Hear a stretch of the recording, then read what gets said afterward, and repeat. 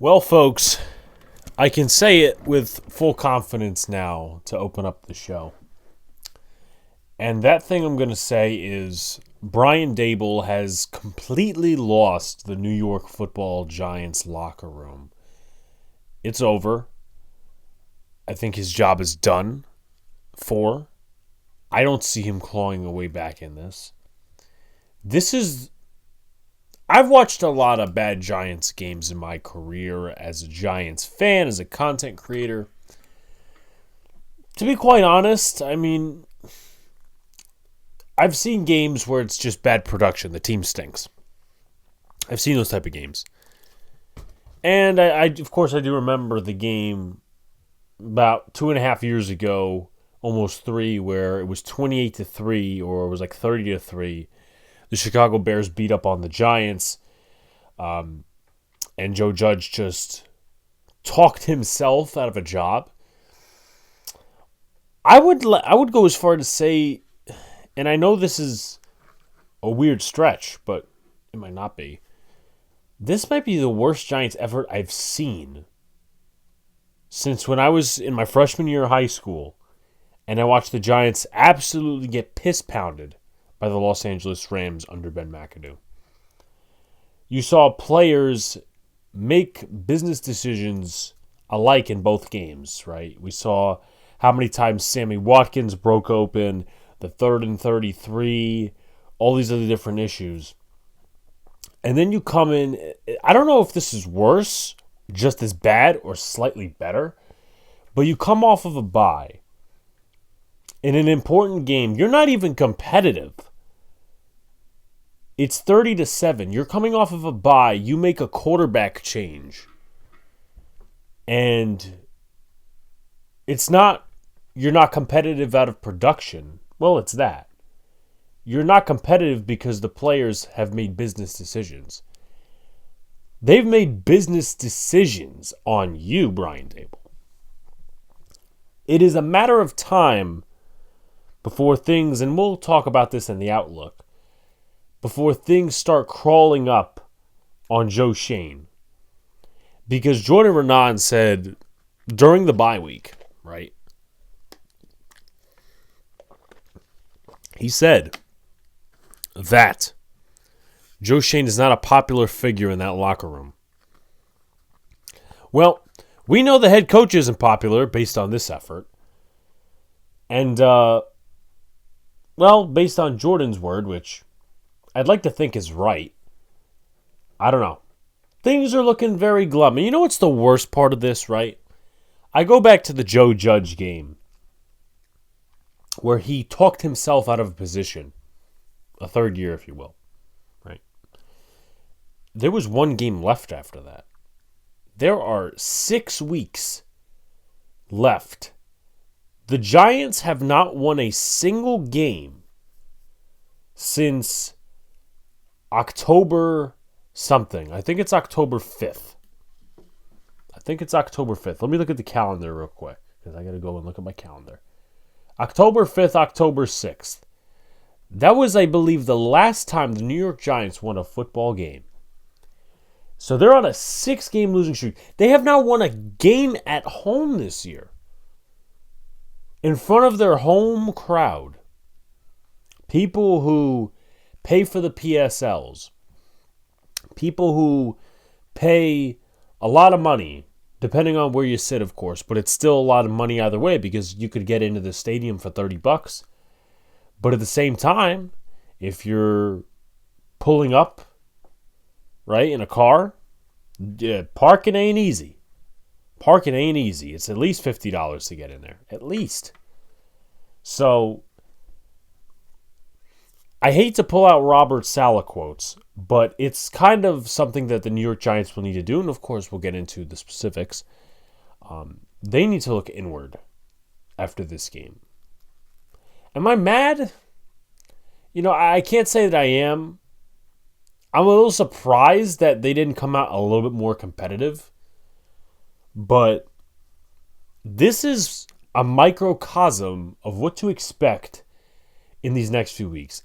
And if they dare, which we'll have a preview show for, if they fucking dare, embarrass themselves in Jerry World on Thanksgiving. And it looks like right now their starting tackles may not play. Because I think they only got 1-2 days of practice and then they fly out to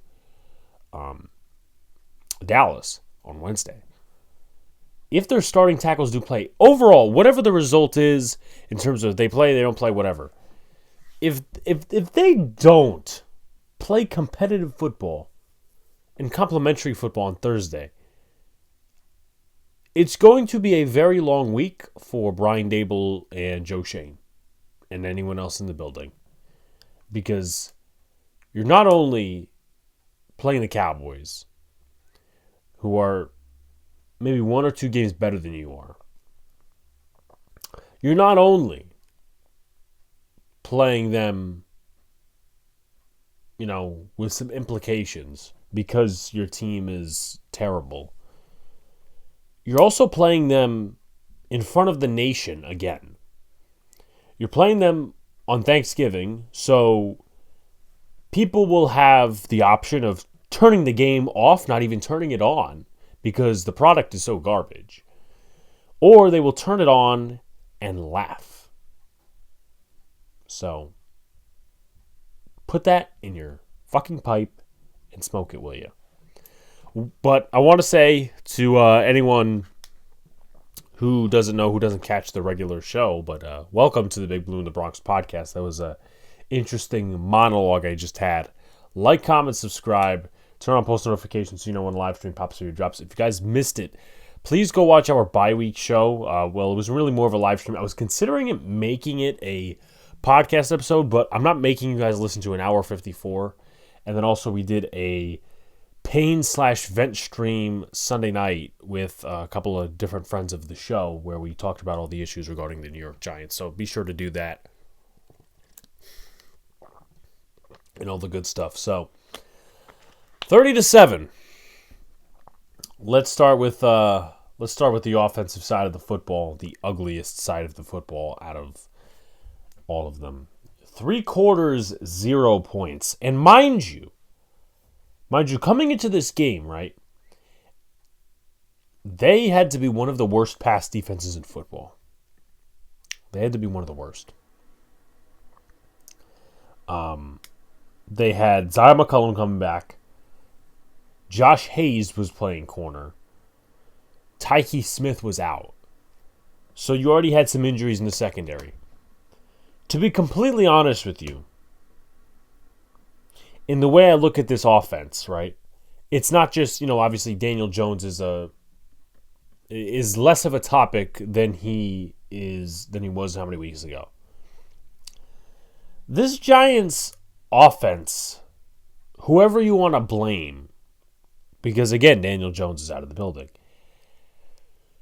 I would say only one time this entire season, they've been able to actually outcoach and outperform their opponents offensively.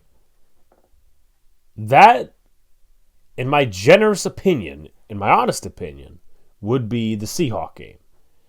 Now, of course, if you take a microscope or magnifying glass or whatever seeing eye tool that you will take and actually look at that game, you'll say, I don't know if they scored a touchdown in that second half. They scored a couple of field goals. They couldn't close it out. Because I can't state the Browns game is that, right? They scored 21 points in the first half, and they did jack shit in the second half, right? Greg Joseph missed a field goal and all that other stuff. I happened to be there. So that's just even more of a bad reflection on Brian Daboll and in terms of personnel, Joe Schoen, that this is the 3rd year of a rebuild. You're supposed to be making gradual steps towards being competitive in this league, right? Everyone had the expectations. I had the Giants at 6 wins.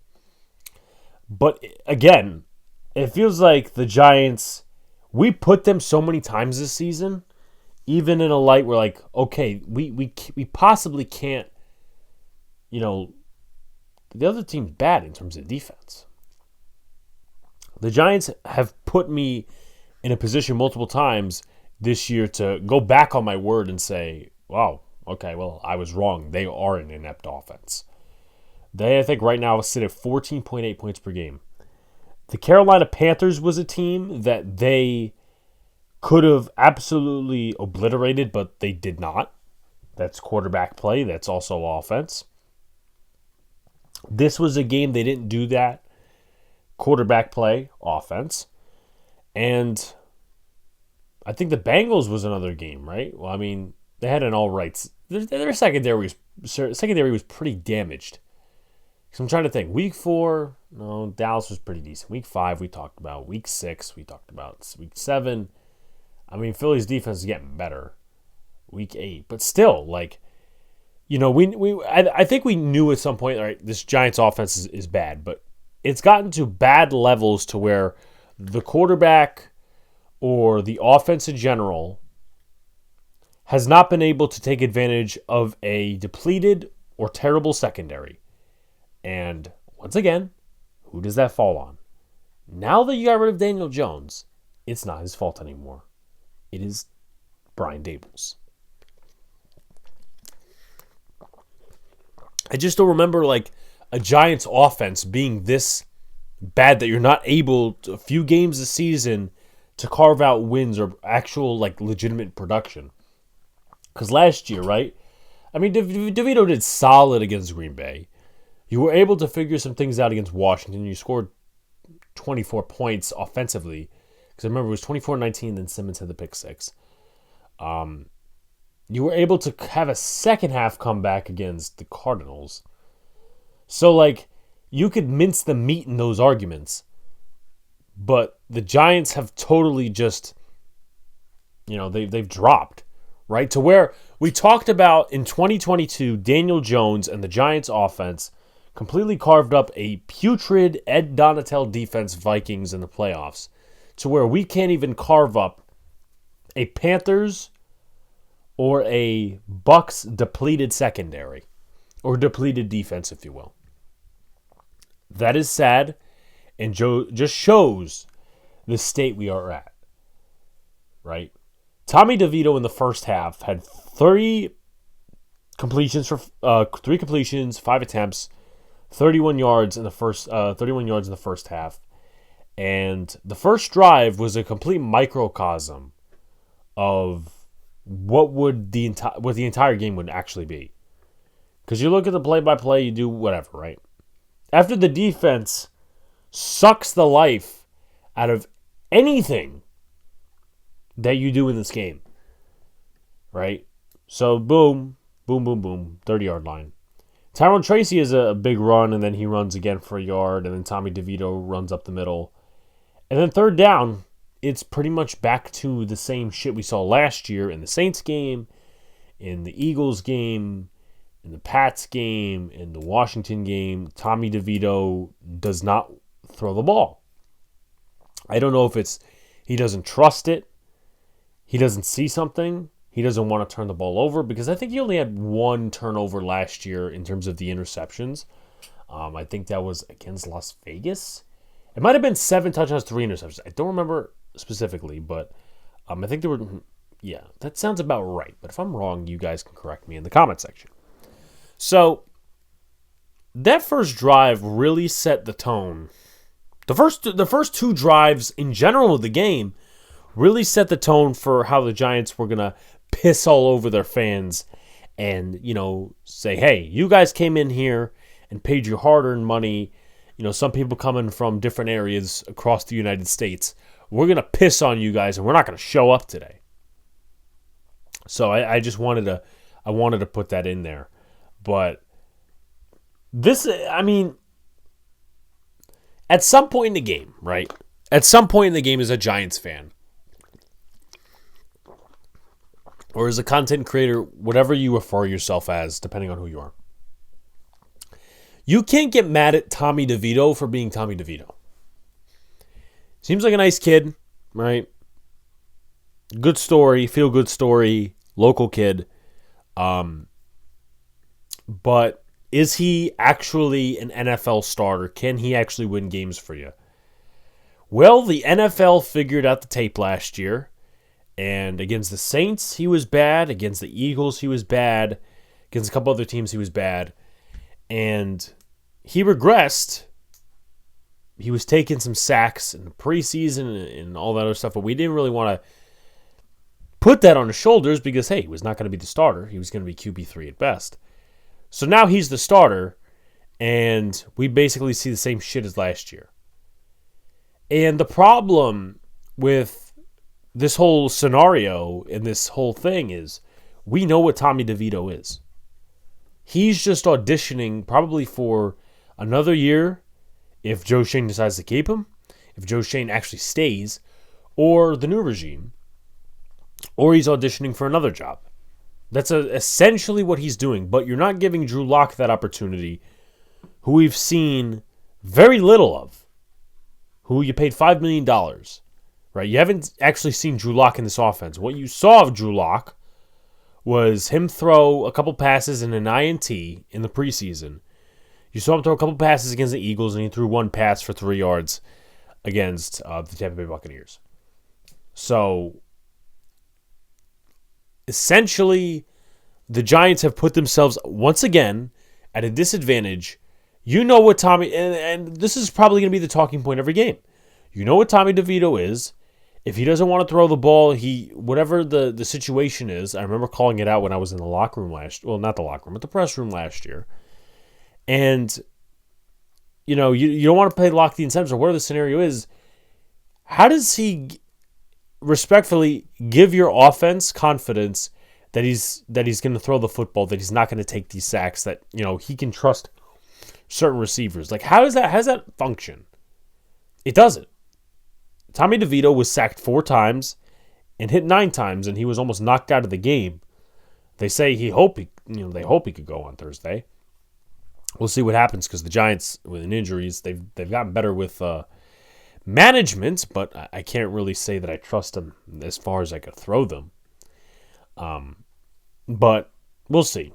So Tommy DeVito ended up throwing for 189 yards, 6.1 yards per attempt, 21-31.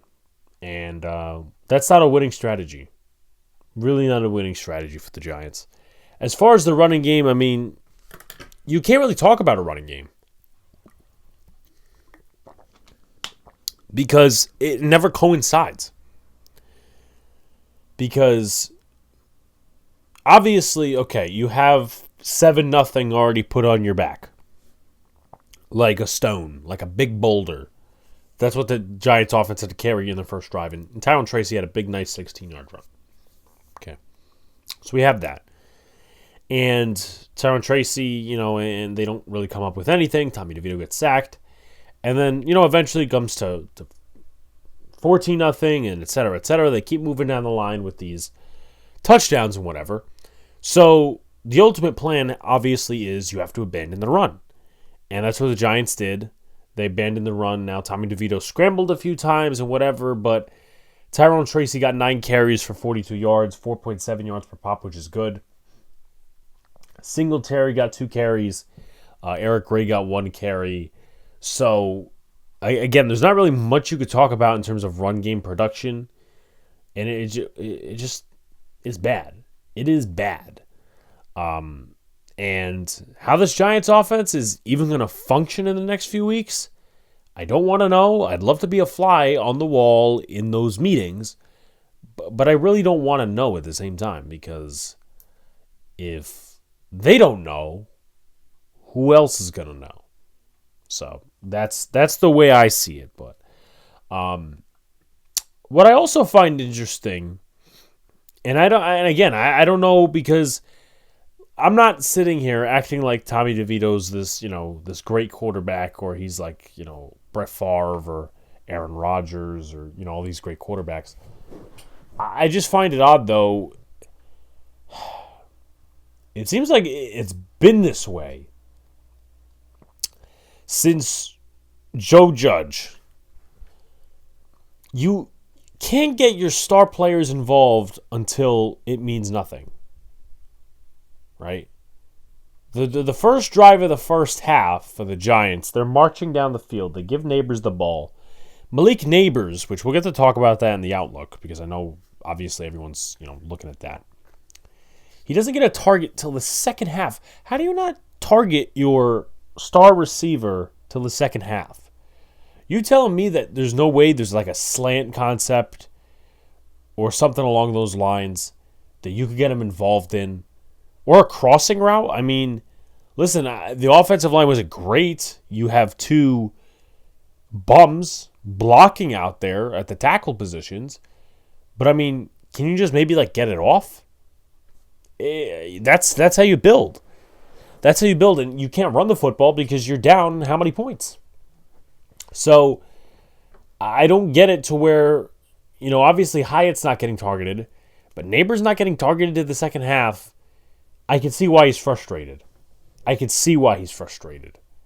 to be honest with you, I don't really disagree with him. I know some people say, oh, he's talking too much for a rookie. We'll talk about that in the outlook.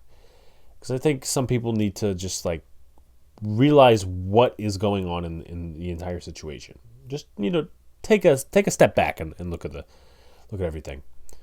But I also thought it was a pretty interesting decision, and not in the right means, to have a fourth down.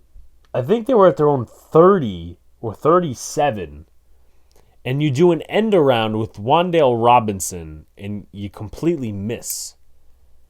I get you're trying to go to a spark, or at least get a spark, but I don't understand the means for that decision. It just felt like, fuck it, we're gonna throw shit at the wall, see if it sticks. Well, it wasn't sticky enough for this Bucs defense to allow it. So, and it just seems like every single fucking day we get to see how incompetent this general manager is.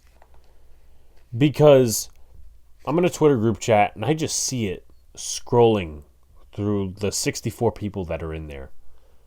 Right? First of all, JMS got absolutely blown to fucking smithereens by Vita Vea on multiple occasions. And I know Vita Vea is this all-world defensive lineman that should get more credit in the league for being this great defensive lineman that he is. But JMS should not be getting bulldozed as such for a second-round pick who's supposed to be making these strides. Seems like the first half for him was a little bit of a farce that was played on us. I mean, listen, I don't think the O-line's been like an entire issue the entire season. But when you look at individual play, it starts to catch up with itself, right? You start looking a little bit more at JMS, what he's been doing. Jermaine Lattimore got hurt. Looks like, again, he might not play as mentioned.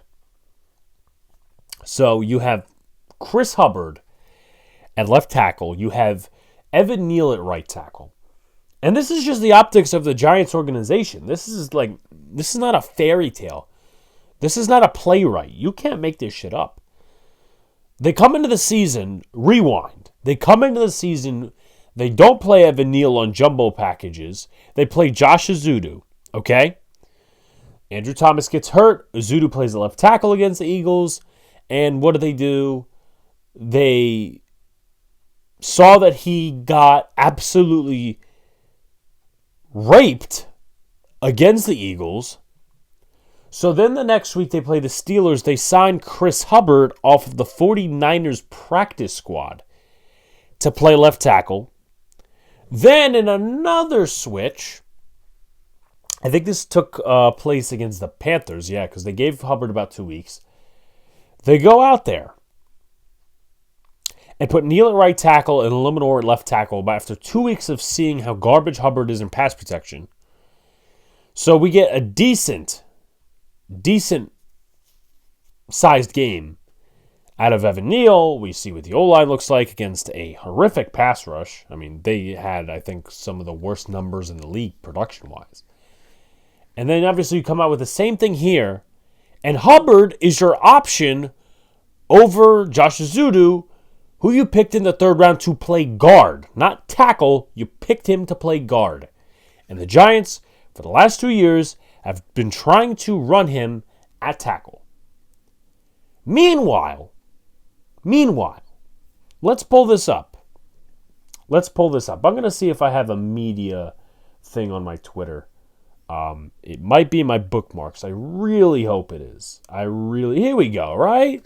Yeah. Okay.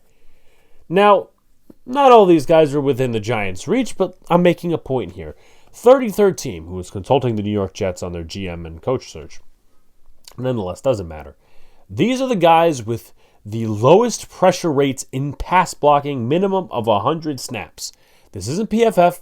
This is 33rd team. You got Zach Frazier. Now, he doesn't really equate to this conversation because he's a center, but he played really well. Cooper Beebe.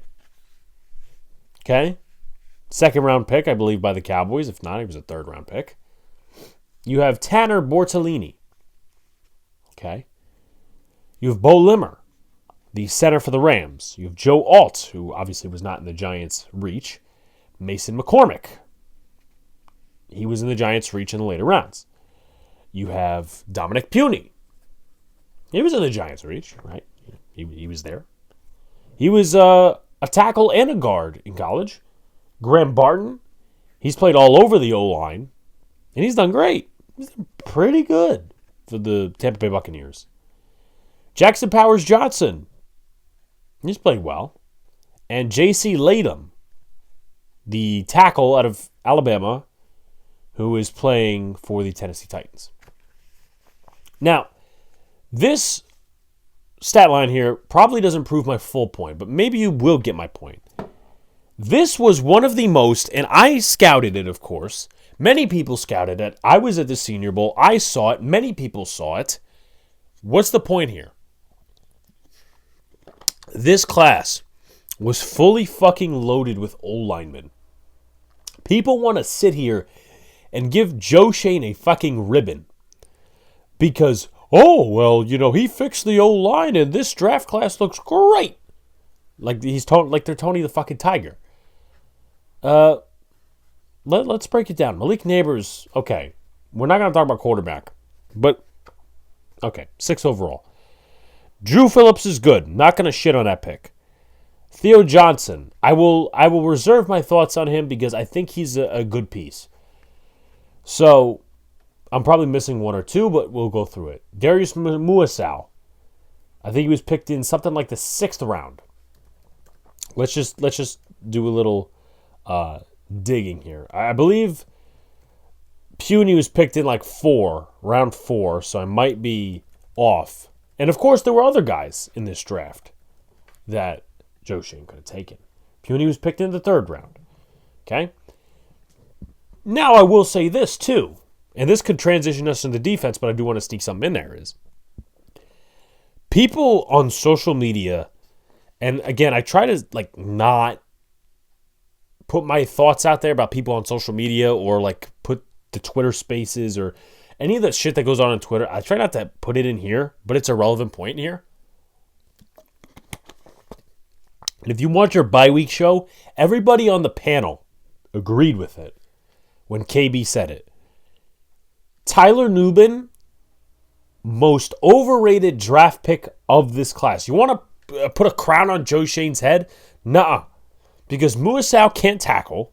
Yeah, he's got the only interception on the year, which is a further indictment on the pick of Tyler Nubin.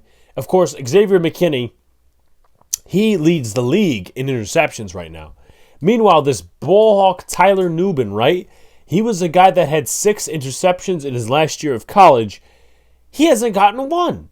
He's been horrific in coverage. He plays the box decently. And he takes the wrong angles as a safety. And he's still figuring out the game. So, while you could say, oh, well, where could Joe Shane have drafted any of these old linemen? How about the 2nd round? Right? I mean, there's 3 tackles on this list. Maybe 1 or 2 of them would have been available. But from what I hear from our guy, Corey, Brandon Coleman's playing pretty good. And you know what's the worst? These guys probably would not have started. You could have groomed them to start eventually. But these guys would not have started. So if you pick a Dominic Puny, you pick a Brandon Coleman at a TCU, those guys were not going to start right away because you had a Limanor and you had Thomas, and then eventually you could work those guys in. But the point of drafting them was to say, okay, Zudu's got competition, this, that, and the third. Neal's got competition, and it's not some scrubby veteran. As much as Josh Miles impressed me in the preseason, he was not going to touch Josh Ozutu's shoes because of how much the Giants invested in him. Because they invested a third-round pick and they invested a first-round pick in Evan Neal. So while people sit on the hype train and really come out and say, well, Joe Schoen did a good job with the O-line. Well, it took him 3 years, and he didn't do anything responsible in terms of swing tackle, and he finally brought back Tyree Phillips.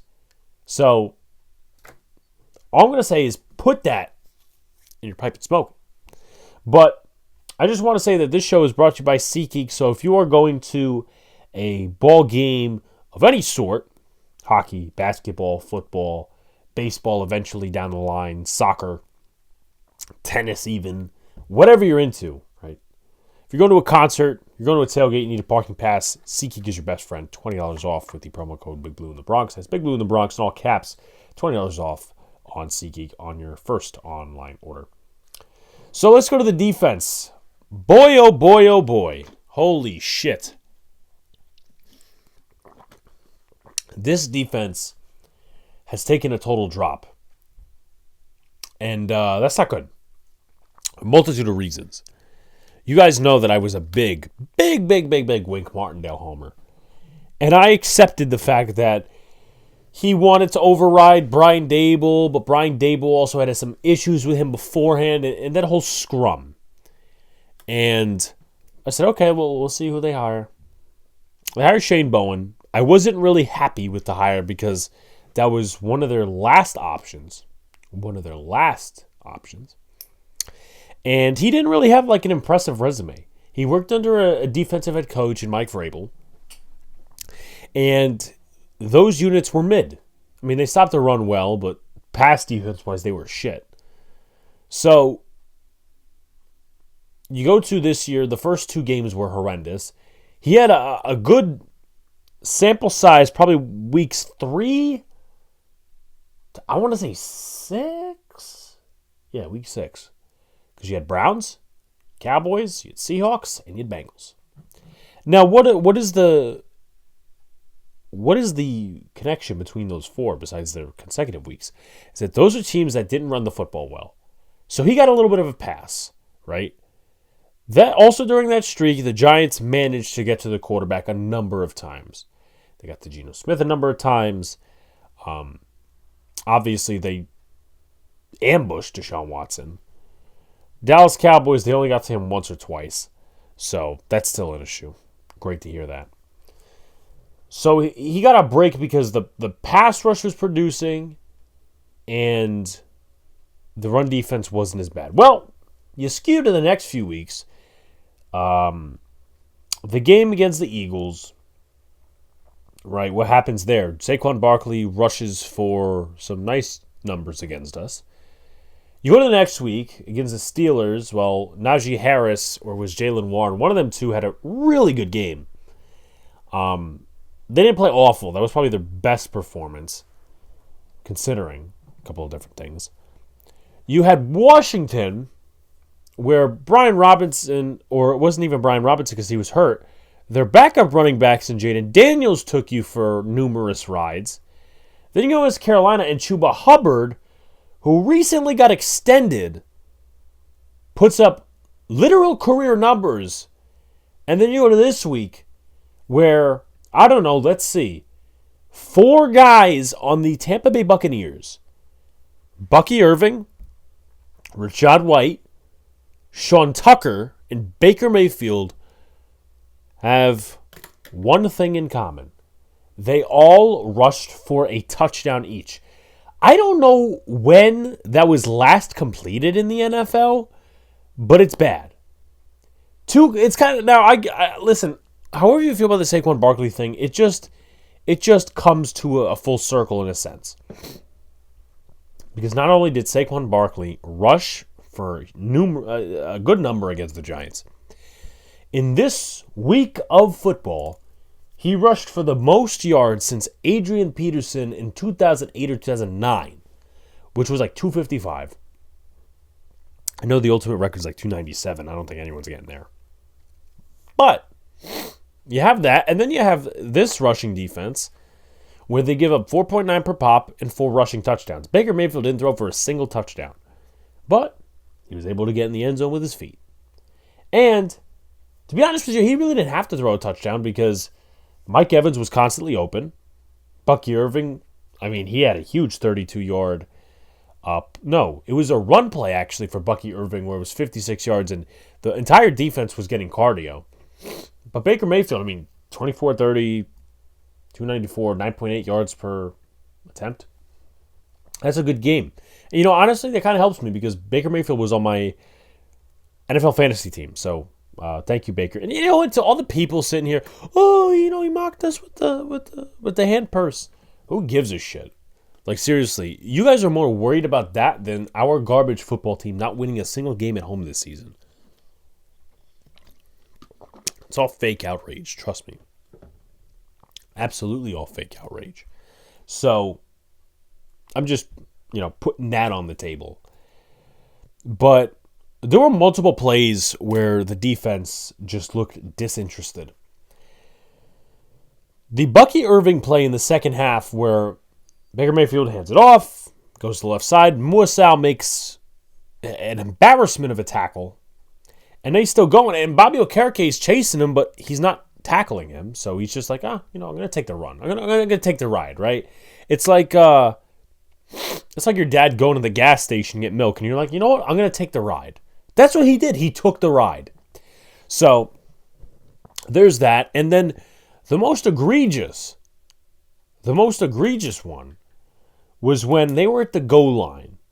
And Sean Tucker runs the football. He loses it. The ball is out. The defense is standing there like they thought the play was dead. And then Baker Mayfield runs, and he's like, I got to get this football. This is not a great O-line by any stretch of imagination. It's a solid O-line in Tampa Bay. Their left tackle, Tristan Wirfs, who is a Pro Bowler, right? He was in the Andrew Thomas class. He did not play. So it was Graham Barton, a rookie. Their right side of the O-line, which is decent. And they had Justin School, the left tackle, formerly of the 49ers. Well, guess how many quarterback hits the Giants... Actually, no, let's not... Yeah, no, let's do that. 0 sacks and 2 quarterback hits. That's what the Giants did to Baker Mayfield. And one of them shouldn't even have been. Because Kayvon Thibodeau just came out of nowhere and just hit Baker Mayfield. That's stat padding right there. I don't give a shit what anyone thinks. That's stat padding. Because you're not doing anything all game. Your run defense is trash. Everything is trash. So you're just going to say, oh, well, at least when people see the stat sheet, they'll see that I got a quarterback hit. That doesn't make any fucking sense. But that's another thing Joe Schoen has to look at. I talked about the O-line and the investments earlier. Brian Burns didn't get a single pressure. Kayvon Thibodeau had 1 quarterback hit because he decided to hit Baker Mayfield late. Should have been roughing the passer. So you have a first-round pick, 5th overall. You have a trade, a 2nd and a 5th for Brian Burns, who is a good player, not great. And you have Dex up the middle, who he's got 9 sacks, but let's be honest, he's been slow the last 3 weeks. I don't know what's going on. I don't know if that's a product of him. I don't know if that's a product of someone not being next to him. But this was an embarrassment of a showing by this Giants defense. And if for some reason Brian Dable stays, which I don't think he will, but let's just say he stays, you're going to need to get a new defensive coordinator. Because if your defense is giving up like this, and you're going to have to change something either way, which honestly could lead us into the outlook of this team moving forward to the next 6 games. But if you do come in, Dable gets kept, Shane gets kept, they get their quarterback, whatever. You're going to need to make changes at OC because Kafka's not going to be here. Let's be honest. Don't fake promote him again and say, oh, he's going to be part of our team when he doesn't want to be here. And honestly, I don't blame him. And you're going to need to get a defensive coordinator because Banks is totally lost. He stinks, actually. I don't know what it was that he just dropped off. So you're going to need to get someone who specializes in man coverage. And your pass rush is just not getting there. And you're going to have to make a decision on Kayvon Thibodeau very, very soon because it's $16 million his fifth year. And Ojulari, who was out with a toe injury during the game, he has not been productive since you didn't trade him. So, again, Joe Schoen, put that in your pipe and smoke it. That's just my thoughts on that. But as the outlook goes, you got Brian Burns saying this team is ass, they're soft. You got Dexter Lawrence saying he's going to be here to right the ship. That's a leader. I know he hasn't played necessarily well over the last few weeks, but that's a leader. People want to sit here and bitch at Malik Neighbors because, he's saying too much for a rookie and he's a puppy. And first of all, you don't buy a dog and not expect it to bark or bite, if you will, right? You don't get a Rottweiler or a Doberman and not expect it to bite somebody. Like that is a counterintuitive argument to all these people who say, yeah, neighbors, yeah. The argument doesn't make any fucking sense. I'm sorry, it doesn't. You knew this was going to happen. You knew this was going to happen.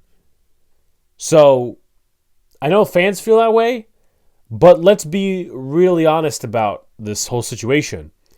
Fuck the fans for 20 seconds. The organization has to look inward and say, well, you just got to bite the bullet. Because guess what? You picked this guy who's a great receiver over a quarterback or over any other thing that was there at the time. And you knew about his temper. You knew about his words, right? I hate losing more than I do like winning. Well, again, first full circle here, you can't say, oh, I'm surprised. When he doesn't get targeted until the second half, right?